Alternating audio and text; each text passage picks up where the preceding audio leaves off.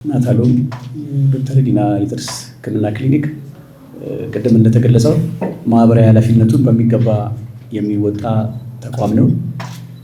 እንግዲህ መቄዶንያ እንደምታውቁት በርካታ አረጋውያኖች ያሉበት ተቋም ነው።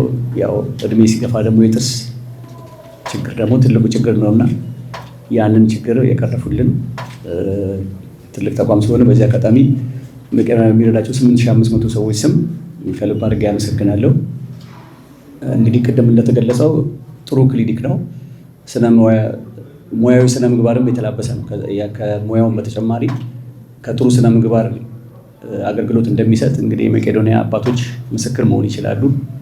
በርካታ ሰዎች ተረድተዋል። በእኛ ማዕከል የብዙ ሰዎች ህይወት ደስተኛ ሆነው ቅድም አሁን እንደገለጸችው ድሮ ለመሳቅ ሁሉ ትንሽ የሚያፍሩን ሰዎች አሁን በደስታ እየሳቁ ቀሪ ዘመናቸውን በጥሩ ሁኔታ እያሳለፉ ይገኛሉ እና ይህ ትልቅ አገልግሎት ነው። በጣም ዶክተር ዲና በጣም እንኳን ደስ ያለሽ።